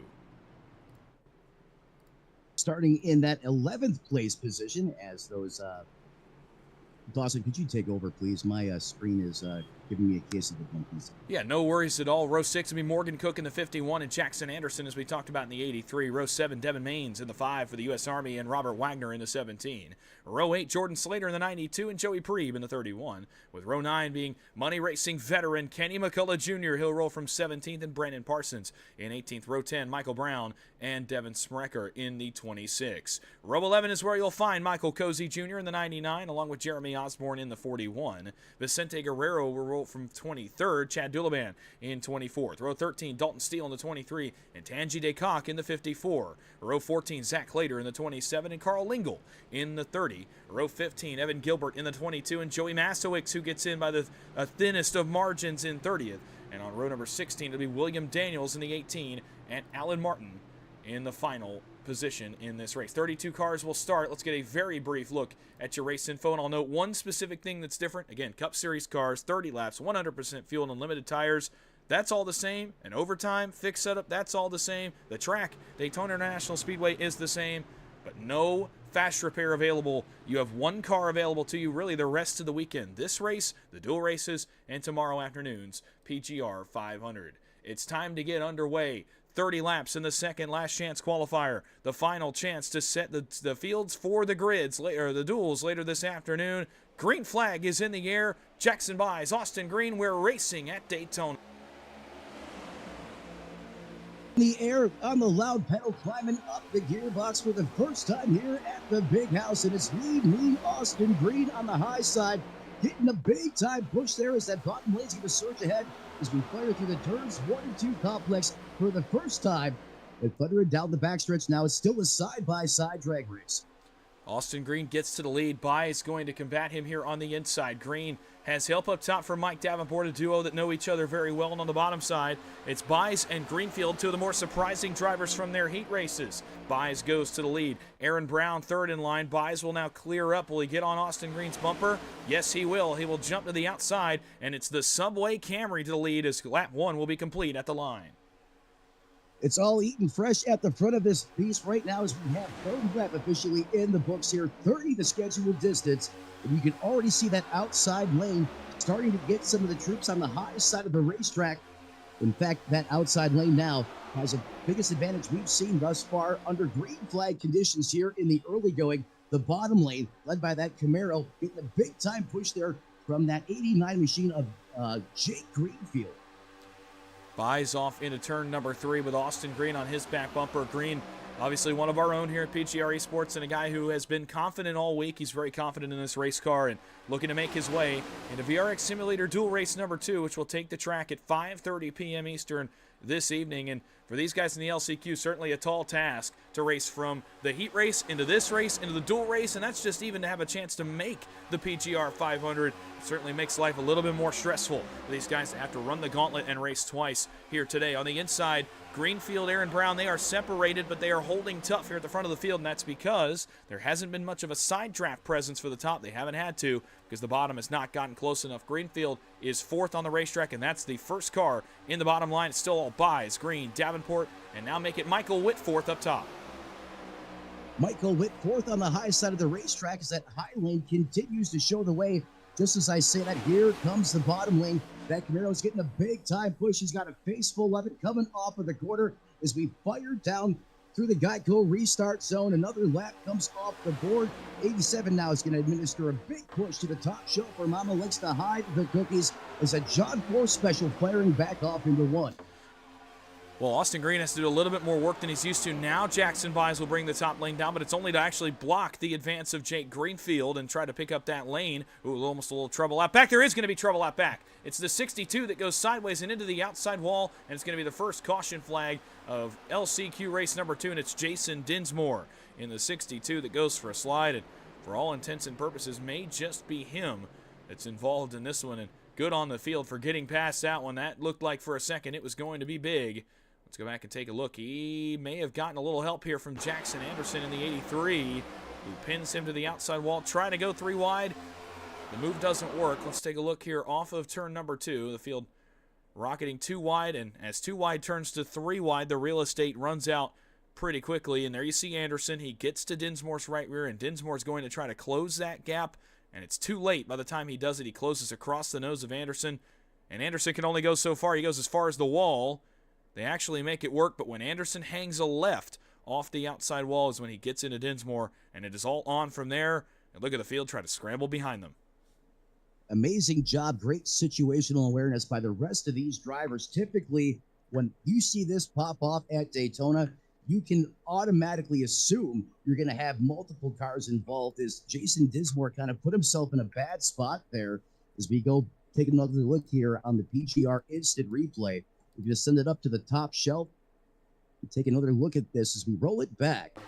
You can see the 62 kind of gets out of line there and puts himself in the sucker hole. He tries to come back up the racetrack. However, that spot's already filled. Turns himself into the safer barrier there, a little bit of self-inflicted concrete poisoning. And look at the job by the rest of these drivers finding a way to thread the needle and get through that incident on the racetrack. These guys time and time again, always prove why they're out here in PGR competition. And once again, showcasing their skills on the racetrack is only a 2-car incident for the most part. Typically, this would be, 5, 6, 7, if not more, as this is going to be the first caution flag on the afternoon. We'll take an onboard look just to kind of show you the stress of being back here and trying to get past this wreck. And we're going to go on board with really one of the biggest names in the field, and it's Michael Cozy. You're going to see the wreck pop off in front of him, and then you'll see, to Matt's point, these guys try to get around this wreck. To the middle they go, and man, that's a really good job by the field. No scrambling, no freaking out, no panic moments. That was all very controlled, very composed, very walking on eggshells kind of moment for the field there as they rounded the back straightaway, because they know, again, a wreck now could end your hopes at the race altogether. If you even get a piece of a wreck, if your wheel comes off of center, if you get suspension damage in this race that's too much to be fixed on pit road, your afternoon and your PGR 500 hopes likely are over, and that was the case in our first last chance qualifier. And for that sake, I think those guys back there maybe a little bit less aggressive on the wheel movements. All right, let's try to be as calm as possible so we don't pop off an incident on the 5th lap of the race. Really, the 3rd lap of the race is when that one started. Yeah, well said, Dawson. As right now, that field under caution here for the first time this evening. Continuing to show the way is that 20 machine. How about Austin Green? Started in that 2nd place position. That's currently where he resides. In fact, no change inside of the top 3. A similar case for Jake Greenfield. Started P3, currently runs there right now, currently shown on the scoring pylon. Then you have to take a look at that top 5. Aaron Brown up 1 position from where he started, and sliding 1 back in the 55 ride, Mike Davenport. Yeah, top 5, not a lot of change. Not a lot of green or red to signify plus or minus positions here on our scoring towers. So good on the top 5. They have not had a lot of opportunities to move. Now, some guys further back have had an opportunity to move. How about Michael Brown in 13th, plus 6 positions right now, well inside the transfer spots. Now he started 19th, and that's kind of the danger zone. I talked about it in in LCQ number 1 with Austin Green here in the booth. That's kind of the danger zone. You're in technically by proxy. You are in the 19th position, but that is certainly not a very comfortable spot to ride. So for Michael Brown, he's up 6 positions. A guy out of the transfer spots and the starting spots that's now in is Vicente Guerrero. He is 15th plus 8. Dalton Steele, same situation, plus 8 for the 41 for Wagner's Welding and R&R. He is 17th. And Evan Gilbert is in a transfer position right now. He started almost shotgun on the field back in 29th. He is plus 10 to the 19th position. William Daniels as well, just outside this group. He is plus 9 so far, up to 22nd position for that William Daniels machine, the 18, that red and black Mustang on the outside. So some guys coming forward, some guys riding where they're at, others now are at the back. And I talked about it with Austin as well in LCQ number 1, Matt, and that's when do you start to go to the middle? He asked me the question. I said 15 to go, 13 to go. If you're running 25th or worse, you almost have to begin to try things. You have to try to go to the middle. You have to try to get to someone's right rear and put them in the sucker hole in the middle of the racetrack. You have to start getting a little more aggressive and trying some more things, because 25th, not going to be enough. 20th is where you need to get to. With 15 laps to go, that intensity meter, at least in my mind as a driver, it starts to tick up just a little bit. 100%. I could not agree more with you. And I think the way these drivers attack this race right now is all contingent upon where you are in the field right now. Like to your point, if you're further towards the front, you're going to just go out there, try to log laps, and keep that car in one piece. If you're further in the back, you're going to dial up that intensity meter. As you said, you're going to have to start to put other competitors in bad positions here as that iRacing.com pace car pulls off as we approach the Geico restart zone. Barney has that green flag in the air, back out of the loud pedal, up the gearbox, and those glorious V8s come roaring back to life here at Daytona. Back towards turn 1, it was a bit of a discombobulated start here from the front, and that's going to allow Austin Green to jump right up in line, 3rd in line, behind Aaron Brown in the 18 machine, who now tandems away from the field with Jackson Buys. And it's going to be good for a moment, but not good forever, as here comes Green and Witt and the rest of the field. Top 8, top almost 9 clear on the outside line. Now the bottom did not get a good start at all. A bunch of guys bailed to the top of the racetrack. Now here we go, the first move, Mike Davenport at the bottom, but no dice out back in terms of his help. Now he will get some. Corey Taylor to the bottom, the 028 of Roberto to the bottom, and the bottom's got some life here in 3 and 4. The bottom starting to boogie right now as more troops gather up and conjure on the bottom of the racetrack as others decide to bail back to the high side. However, those guys on the bottom now have some momentum rolling as it's a Ford leading the way big time, move from the top shelf all the way down to the bottom. And look at the run generated there. He's over 200 miles an hour in that bottom trade as we fire off and off of 4 coming down the backstretch. And Jake Greenfield sees it coming. He drops down the bumper of Travis Roberto, the 89, who was so aggressive and so good in his heat races, now decided to do the same here in LCQ race number 2. Greenfield coming to the front. He's all the way to P5 on the racetrack right now. Buys for now a stress-free environment here at the front, but I can't imagine that's going to last very long as that train grows. On the inside, it's 6 cars deep. Back to Dalton Steele, then Evan Gilbert, and some others on the bottom. Look in the middle. Further back, Kenny McCullough and Michael Cozy to the middle of the racetrack as they try to get something going, because as it stands right now, they are in the danger zone for those transfer positions. They tried the middle. I don't think it worked for them. They're going to need some more takers. And as we get closer to the end of this race, they will get them. I mean, almost a Saturday drive, and unfortunately for the outside, they're going to get caught by surprise here. Greenfield, Roberto, and the rest of that bottom line have arrived on the scene on the backstretch. They have arrived, and they are large and in charge, and they got some serious boogie under the hoodie right now as that lane continues to carry the torpedo, firing off into the corner as they almost pull even with that outside lane. The furthest forward we've seen that bottom, the most energy they've had, and here they go. They're going to challenge your leader, the 20 on the high side of the racetrack. That Camry has shown the way for the most part throughout the course of this race, continues to lead at the line, but Dawson, that bottom lane needs business, and they are really starting to flex some muscle as we fire back off into 1.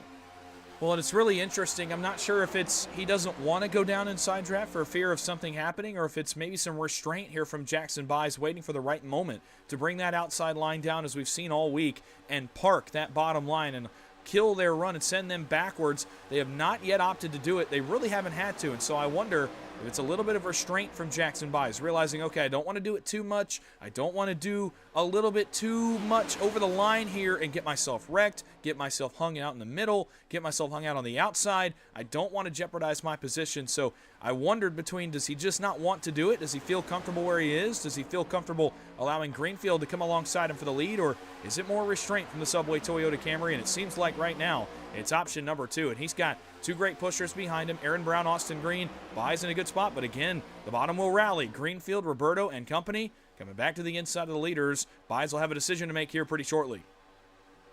Buys for now, calm, cool, and collective, and is perfectly content sitting there leading the high side lane as that Camaro now lurks closer. However, there is separation between those bottom 2 cars to that Camaro and Mustang. They're going to tighten back up here as it's going to be a side-by-side drag race here as we thunder down the front stretch. Oh, man, out back. Oh, go ahead. Out back, as you were saying, they are starting to get hot and heavy. Fastest lap of the race that last time by was by Jeremy Osborne in that 41 machine all the way back in that 21st place position. And we are 3 wide, bumping and banging off of each other. I thought they were going to go. I don't know how that Ford got that car put back where it needed to be in line, but we stay under green flag conditions as we're still slicing and dicing from about 20th place on back. Well, and it's because Kenny McCullough and Michael Cozy, who we talked about earlier, were trying the middle, got some help now. Jordan Slater in the 92. The William Daniels, number 18. Corey Taylor now a huge line of cars in the middle, and it's going to bring Kenny McCullough onto the scene. Oh, trouble. Oh, big trouble. Dalton Steele, they're going to wreck all over the front. Are they all going to save it? No, they are not. Cars around out back. Michael Brown, Carl Lingle, Michael Cozy involved in the 99, and more out the back of the field are still sliding. Man, they are still wrecking here towards the exit of the tri-oval. Big damage on Michael Cozy's car. The 99, big-time front-end damage, and in fact, the wheels off center. He is losing a right front, and the day is going to be over. One of the biggest names in the event is going to be eliminated, barring a miracle here. Michael Cozy Jr. involved in the crash on lap 14. He will tow it to pit road and start to get the wheel fixed on the right front of that machine. Let's go back and take a look at what sparked this. This was a result of the 3 wide, and there were about 3 different sub-incidents here that kind of led to the initial crash. Dalton Steele, the first car I saw get around, so we can get a little bit wider angle here. So McCullough, Slater, Cozy, Daniels, you see them coming through the middle. There was contact up in front. Greenfield and Aaron Brown got together up in front on the opening 2 rows, and that checks up the outside lane. Steele gets contact from behind from Morgan Cook, and it sends him sideways. McCullough gets contact from Travis Roberto. They come together. They're 4 wide up there around Kenny McCullough. There's Michael Brown. There's Michael Cozy as they get together, and then that's going to be the start of the actual caution. Oh, man. Michael Cozy, Michael Brown, they were all over each other here and end up turning each other. See Cook get turned by Daniels. Here comes Davenport. He's going to get a piece of it as well. And they come on rushing. And look, for the field this time, a little bit harder to miss a wreck when there's about 3 different things happening at once. It's awfully hard for you to miss all of those incidents. And behind this, they're actually going to wreck again. As Steele gets turned into the outside wall, Guerrero is involved. Cook is involved. There's Jackson Anderson getting a piece. As guys try to slow down and miss it, go to the grass to miss it. Some coming to nearly a stop. This is about 3 different wrecks all happening at once and all happening towards the front of the field back into the transfer positions. This is a classic example of it's not where the fuse gets lit, it's where the bomb goes off. We were talking about how calm and cool, collected they were at the front, and just as they start really to side draft, this is what's going to light the fuse here. It's going to check up the front rows here. You can see these drivers starting to scatter a little bit. Already have gone to 3 wide here. Worst case scenario, you see that it's shot administered on the high side of the racetrack to that Ford Mustang, and it's just all game on from here. You have a meeting of the minds with a cluster of cars. Couple going to bail down pit road, take evasive action, and I think what happened here is these guys thought they had it saved, and just sometimes when you think it's saved, it kicks off again. Is that looks like that Camaro on the high side lane there is going to get kicked around, and then Dalton Steele, multiple drivers here, Michael Brown, Michael Cosley in there as well. A lot of big names and stars here in the series impacted in this incident. The big one happens here at Daytona in LCQ number 2. And this is certainly going to shake up the running order after we get the deck reshuffled as we go ahead and wind the tape back here one more time. And already 3 wide. Go ahead. Oh, I was going to say, we're going to try to take an aerial look to show you exactly how much happens. So you see the front, the middle, the back. You see Brown and Cozy. Oh, man, somebody shot down pit road. Morgan Cook around, Brown around, Steele, Guerrero, Anderson. That's a lot of big names in this one, most notably Michael Cozy, whose right front tire came completely dislodged from that Chevy Camaro, and his afternoon, his race is over. He is sitting on pit road, and he needs a serious miracle now in order to get back in this one. And for him, for Vicente Guerrero, who comes off pit road right now, I mean, these are big names in this event. Even Jackson Anderson, we talked about yesterday, even to make this race, the lengths he had to go to make this race. Now he's back out on track as well, but behind the 8 ball, and there's only 15 laps to go. The stress only rises from here, and now, you know, Matt, you're in a wreck with 15 laps to go. You've got some damage. You've gotten it fixed, but now you're 25th on the racetrack. You got to get to 20th. What's the mindset as a driver? What's the desperation level as a driver here as we get ready to go back green? This is where your eyes switch to red. You hit that internal switch inside the cockpit of that race car. You grit your teeth. You grab that wheel a little bit tighter. As Darrell Waltrip said, you reach up there, pull those belts tight one more time, and you don't lift until you see God or a checkered flag. In this case, though, it's all about getting to that 20th place position. You have to punch through that bubble to make it into the big show. There's no prize for 21st on back. No one wants to be kicking rocks on the hauler while everyone else is racing out there in the 500. It is desperation time. It is go time. And I think we're going to see that excitement continue to dial up here towards the back of the field. And to your point, you know, some big name drivers out of this race. Michael Cozy, one that you had mentioned, Bluetooth suspension on that car. I mean, as you said, the tire completely dislodged. Michael Brown, William Daniels, you know, some drivers that I really thought were going to make the transfer here. And sometimes Daytona has other plans.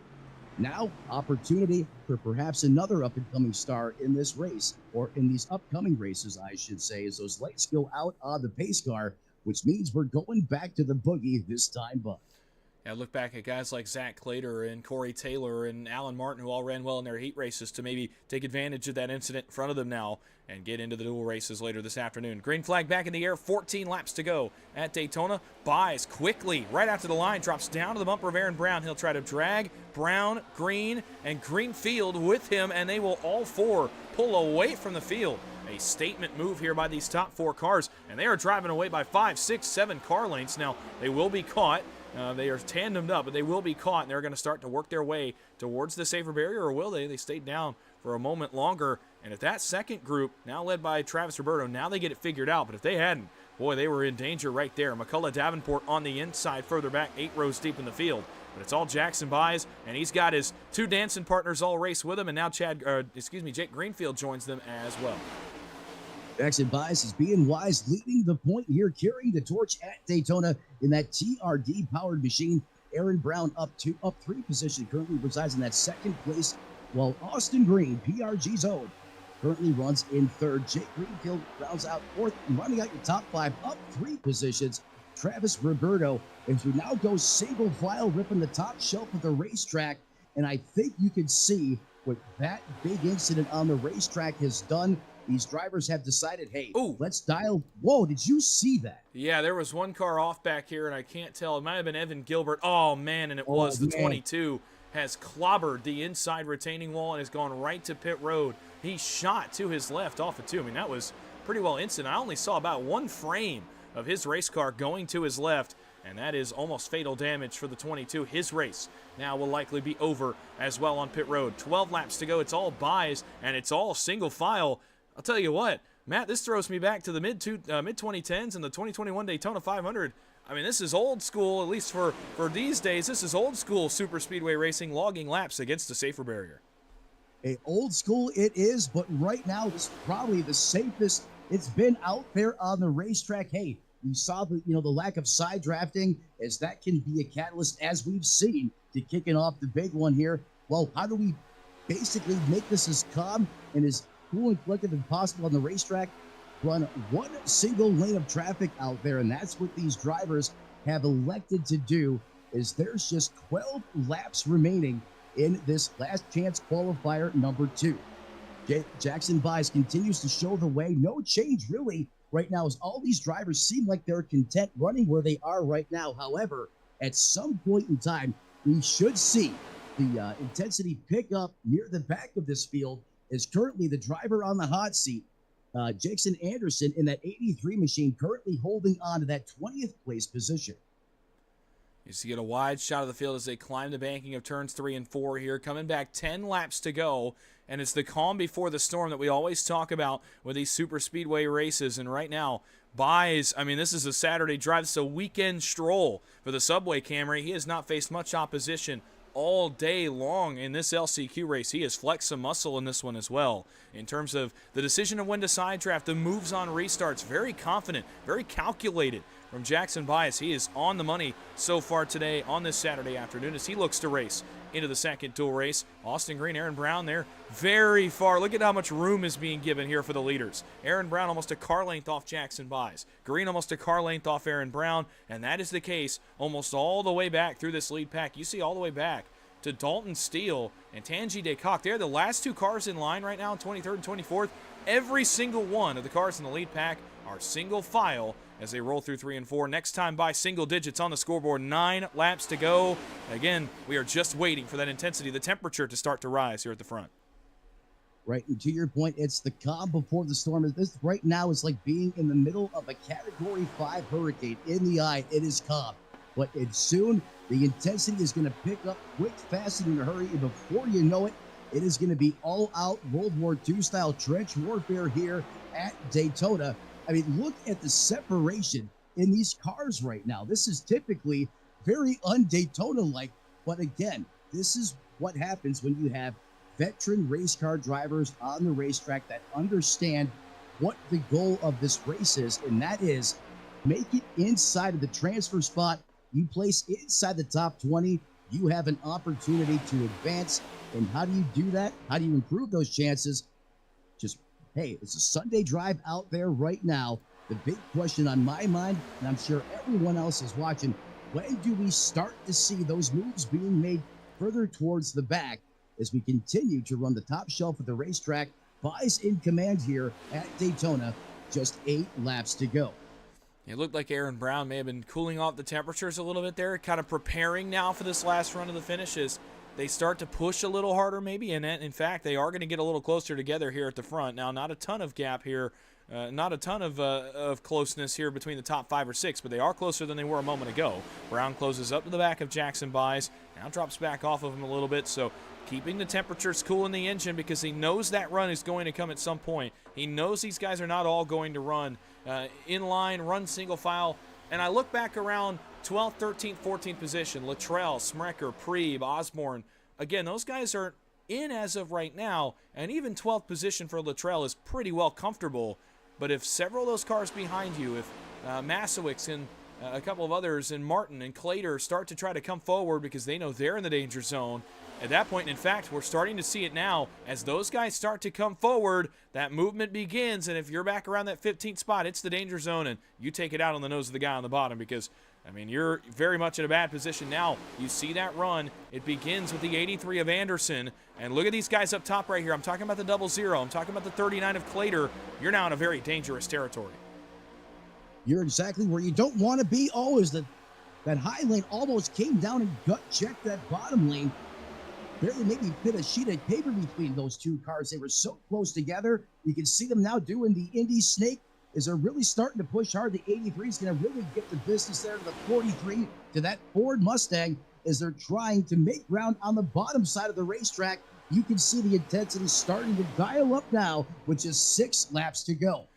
Well, you know the intensity starts to pick up when Kenny McCullough Jr. starts to come to the front of the field, and he does so right here. Drops on the bumper of Corey Taylor. He now leads that inside charge towards the leaders. Morgan Cook down from his spot in line. Another car down. That's going to be the 5 of Maines, and now all of a sudden the movement to the bottom begins. Austin Green, Jake Greenfield, Maines, Cook, and Kenny McCullough lead the bottom. Jackson Buys comes down to block, and Aaron Brown gets hung out. He's the odd man out here. He's going to get some help from the Delta Chevrolet of Travis Roberto and Michael Witt on the outside. And these top 3, I believe, will start to migrate back. They saw that run come to the front. They wanted to just control their own track position. Now, as they drive away from the field here for a moment, I imagine they'll go right back to the safer barrier. There they go. Buys, Green, Greenfield, calm, collected, composed, and very much calculated here with 5 laps to go. They built a 5-car length lead on Aaron Brown into turn number 3.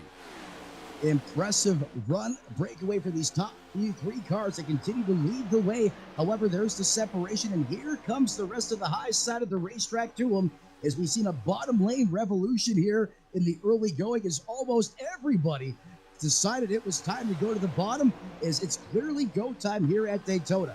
That Camaro does not want to make the mistake he made earlier, calculated. Whoa, that got dicey as he almost got turned off the nose of that, I believe it was a 018 machine of Aaron Brown. You can see the check up there just a little bit, and the momentum department, that's going to allow that high side of the racetrack to surge ahead as they have to get reset, reshuffled on the bottom. Well, Jake Greenfield, he was third in line on the outside. Aaron Brown grabbed the right rear of that car and sent him towards the back. Now Greenfield has found a spot in line on the bottom in front of Travis Roberto, and he's got help coming. McCullough and a couple of others, and Luttrell push on him. Next time by, 3 laps to go. LCQ number 2. The storm has arrived. We're through the calm. The storm is right now. 7.5 miles to get yourself into a dual race. Dalton Steele as of now out. Zach Clater as of now out. Brandon Parsons and others as of right now would be out, but still plenty they can do here with 3 laps to go as the field reaches the super stretch. Thundering down the super stretch once again. That bottom lane doing everything it can to claw, fight, and gain positions here as they continue to do a masterful job here at the point. Buys and company putting on a display for the ages here of how to keep it calm, cool, and collected to your point at the front of this piece. These guys just riding right now, no big threat out there on the racetrack, and I think as long as they don't see a big-time surge, they're going to keep it just how they are. Is 2 laps now officially to end this one at Daytona. Well, the bottom has never gotten back further than 7th position. That's where Greenfield is right now, and they can't really get anything going, but now McCullough drops down on the bumper of Greenfield and kind of ignites that run again, starts that bottom back towards the lead. For Kenny McCullough, again, a very calculated driver trouble. Out back, Dalton Steele gets turned in the 41. We're going to keep it green, so we have to keep it here. No caution yet. Roberto, Greenfield, McCullough gets sorted back out, and when the field comes back by, they'll see the white flag up front. And still, the top 6 cars are clear. Now make it the top 5 as McCullough draws alongside Slater. He'll draw alongside Davenport. Does the 0-3 have enough to get back to the win? Jackson Buys sees the white flag. 1 to go at Daytona. Obstacle sticks come down. 1 lap remaining at the big house at Daytona. Last chance qualifier number 2. Who will win? Who is in? We're about to find out right here on PGR eSports.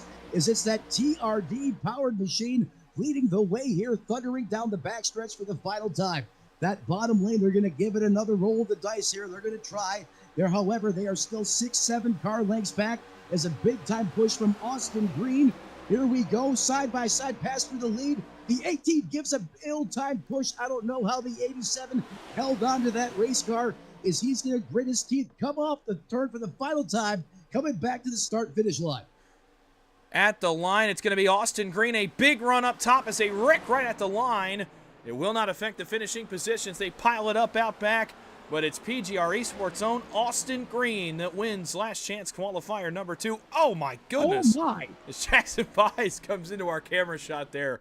Caught me off guard, but Austin Green wins a late move. Aaron Brown pushed him past Jackson Buys. That was perfectly timed and perfectly executed. And boy, it got dicey. Aaron Brown, Austin Green, that first push in turn 3 was dangerous. They get through it okay. As for the transfer positions, unofficially looks like Zach Clater will be the final man into the dual race later on this afternoon. Notable, again, names that did not make it: Vicente Guerrero, Dalton Steele, Michael Cozy, among others that are going to be out of the race as of this afternoon. But how about this for Austin Green as he gets the victory? And congratulations, Austin. Your broadcasting duties for the afternoon are over as he'll be racing in duel number 2 later on this afternoon. How about the mean machine, Austin Green? I mean, this guy was having a conniption before the race. I never seen him so just tense in my life. And my pick at the top of the broadcast, I said he would go prime time just like he is in the broadcast booth as he burns it down here at Daytona. What a run, what a drive from Austin Green. And to get a taste of victory lane and a little bit of momentum, Dawson, this could be all the difference for that 87 as he parks it there at the start-finish line. What a thrilling finish here in LCQ number 2. Well, and he'll start now 21st in dual race number 2. He'll be the first of the LCQ drivers in the field in that race. Start right behind those top 20 that advanced their way in. Let's take a look at the move again as they came down the back straightaway and into turn number 3. You see Green, I think what he wanted to do here is exactly what we've seen in the past in this Gen 7 race car, and that's tandem away from the field, take that leader away from the field, and isolate yourself so that you can make a move on the last lap on the final corner. Instead, Aaron Brown gets to him, and Austin says, all right, I have to go now, and Aaron Brown, credit to him, pushes him right on by, and from there it's mirror driving. Out back is what we're going to watch here because they started to crash right around Stephen Luttrell in the 82. Now, they finished the race technically before they crashed. Look at that car on the outside as well. I'm not sure. Is that Joey Preeve? I mean, he gained 5, 6, 7 positions in the dying moments of this race to finish 8th. Luttrell gets turned by Smrecker, but they were right at the line, 100 feet short. And lucky for Roberto, for Slater, for Anderson, for Corey Taylor, that they wrecked when they did and not maybe a lap earlier when we took the white flag, because this gets big at the back of the field. It does not affect the transfer positions. Those are apparently official. Jeremy Osborne for Blind Squirrel Racing makes it in as well. Masowicz. Joey Masowicz was the last man in the LCQ race. He is one of the final men to transfer into the dual race. Joey Masowicz, he has a clutch gene going on this week in the PGR 500 as he'll make duel number 2. We talk about Jackson Anderson. What a great story it would be for him to make the 500 tomorrow afternoon. A lot of great stories. They wreck at the line, but it does not affect the transfer positions. No, certainly a lot of high-flying, high-octane racing action here, especially coming down to the stripe on the final lap. In a thrilling fashion, Austin Green gets the win here. You know, Dawson, I was watching that replay back, and that was millimeters from Austin Green punching his ticket into victory lane or potentially being on the outside looking in. I mean, he really had to get up on the wheel to gather up his race car. That easily could have went the other way. But as we often say, a lot of times you have to have lady luck on your side at the right time. And that certainly was the case, along with some great driving from Austin Green, your winner here in last chance qualifier number 2 at Daytona. Well, and a great bit of driving as well to not correct the car back to the right and hook it back up into the field, because when he got that push, it completely up into the back end of that car, and he was able to keep it underneath him, go to victory lane, and now advance his way into dual race number 2. All right, finishing results, last chance qualifier number 2 will give you the 20 drivers that will be advancing to join the Duel 2 field as it stands. Both duels are now set, and here are the men that advance into dual race number 2. Austin Green wins the race in the number 87 machine. Aaron Brown will finish in second, and Jackson Byes, despite a third-place finishing position, dominated this second LCQ race, ran a really great race, and has some serious momentum headed in to that dual race. Michael Witt finishes 4th. Mike Davenport is still in. He's in 5th. Kenny McCullough as well in 6th. Jake Greenfield 7th. Joey Preeb in 8th. Jordan Slater in 9th, and Travis Roberto in the 10th position. Steve Luttrell comes home 11th, while Morgan Cook rounds out your top 12, up 7 positions from where he started. That's going to be Devin in the 26 machine, rounding out your 13th place. 14th belongs to Jackson Anderson in the 83 machine, while Corey Taylor rounds out your top 15. Up 2 positions in the 00, Brandon Parsons. 17th belongs to the 5 of Devin Maines, while Joey Maskowitz, your biggest mover of the race, I believe, rounds out your top 18. 19th belongs to Jeremy Osborne, as Zach Clater rounds out your top 20. So Zach Clater, the final man in. Here are the drivers eliminated as a result of LCQ race number 2. Chad Doulaban, the first man out, in 21st. Carl Lingle in 22nd. Vicente Guerrero in 23rd. Tanji DeCock in 24th. Jason Dinsmore in 25th. Dalton Steele, 26th. Alan Martin back in 27th, with Evan Gilbert in 28th. Robert Wagner in 29th. Michael Cozy Jr. in 30th. Michael Brown in 31st. And William Daniels in 32nd. All right, that is the 30-car finishing field for LCQ number 2. And now, as we bring back up the PGR 500 graphic and we start to close out this first bit of the afternoon, what a race, what a couple of races. High action, high octane, but never, to me, got to the point of being too desperate, too chaotic, too intense. To me, it was very measured this afternoon in terms of what moves guys made. We had some chaos here in LCQ number 2, but overall for both of these races, it was very calm, very composed. Guys knew exactly what was on the line. They knew exactly where they had to get to. And once they got there, a lot of them rode in line, said, all right, I'm going to punch my ticket. I'm going to play it safe, and I'm going to get into the dual race and give myself another shot later on this evening. Absolutely. I think these drivers' teams, they put a lot of time and preparation into their race plan, their game plan for today, and they executed it out there on the racetrack in a manner that allowed them to come home with an opportunity to advance on. And I think that was the big takeaway from this race, or perhaps the last 2 races today. Just understanding what the task is at hand, one step at a time, and that is to advance to the next round. And I think that was well executed here today, as Austin Green once again gets your win here at Daytona. So LCQ's now over, and we transition forward now. The field has been whittled even further down. It was 108 when we started here this morning, and throughout the week it's been 240 to start. It was down to 108 as of this morning. It's now down to about 84 drivers remaining in the running for 43 starting positions in tomorrow afternoon's PGR 500, and 42 in each duel. We'll remind you of the fields of those duels. So those will be made up of the pole sitter for the race in duel number 1, that'll be Ethan Eckert. The 20 drivers who advanced out of heats 1 through 4, the 20 drivers who advanced out of LCQ race number 1, and as well as 1 provisional driver. We'll give you who that is in race number 1 coming up here at the beginning of duel number 1. I believe it is going to be Chris Blanchard in duel number 1 that will make up a 42-car dual race field for 60 laps. Dual race number 2 will be the Apex Racing Society outside pole sitter Matthew Zwack that leads the field of the green.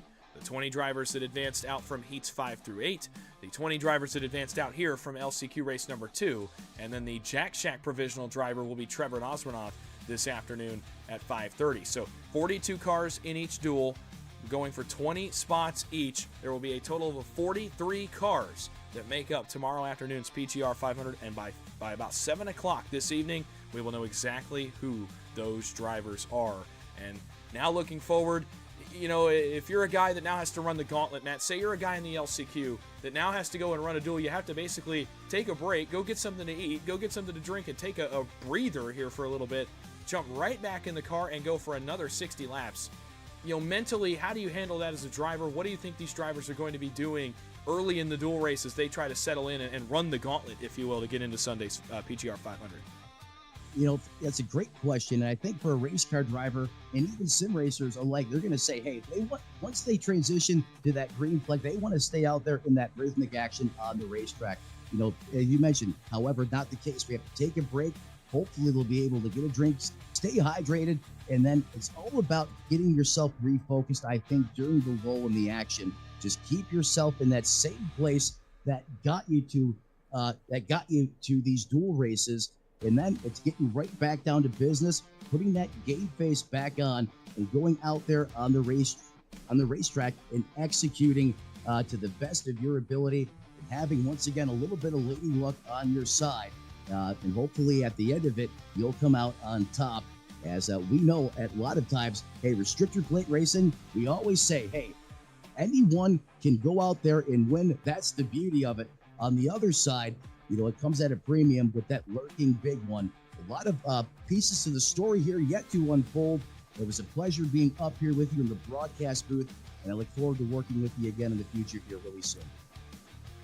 Well, yeah, absolutely. And now we'll go into some programming notes before I give my closing thoughts as we move towards the dual races this afternoon. Programming notes for this evening. The broadcast will go live somewhere around 3:30 to 3:40 p.m. Eastern Time. The links are already going out, so get yourself ready, get yourself set up. If you haven't already, subscribe here to PGR eSports, hit the notification bell, and you will know exactly when the broadcast goes live for the dual races later on this afternoon. But that broadcast will be up sometime around 3:30 to 3:40 p.m. Eastern. The first dual race plans to go green just after 4 p.m., and it'll be 60 laps in dual race number 1. After that, stick around because dual race number 2 goes off at 5:30 p.m. Eastern, both right here on PGR Esports Network. I'll have the call for both of those now that Austin Green has transitioned into the dual races and has to prep for those. I'll have you for the call for both of those races as well. But should be a good evening of racing as we set the field for the Great American Sim Race again just before 4 o'clock, sometime around 3:30 to 3:40 p.m. Eastern. We will go live with the broadcast for the VRX Simulators dual races that will go off to roll the 43-car field for the PGR 500. And as for these LCQs, the heats were a lot more chaotic this week. We expected that as guys got their feet wet in these races for the first time, as guys had to be a little bit more stingy about what moves they made. In this race, you kind of saw a more calculated approach. You saw guys that had some time to learn, had some time to get their feet under them, and now understand, okay, here's the goal at hand. Here's exactly what I can and can't do, exactly the moves I can and can't make that will either benefit me or get me hung out or get me sent to the back or get me crashed even in one of these races. We've now seen that calculated impact, and for the 20 men moving on, you got to snap and clear. You got to move mentally now into that next race as you get ready to try to race your way into the first ever running of the Great American Sim Race. For my co-hosts this afternoon, Austin Green in LCQ 1 and Matt Mettler here in LCQ number 2, I want to thank those gentlemen for joining me here. I want to thank all of you for coming out as well. Stick around, come back to us at 4 p.m. Eastern as we bring you the VRX Simulators dual races and set the field for the first ever running of tomorrow afternoon's PGR 500. My name is Dawson Wise. You've been joining me on PGR Esports Network. We're going to jump off here now, take a short break. We'll be back around 4 p.m. Eastern for the dual races as we set the field.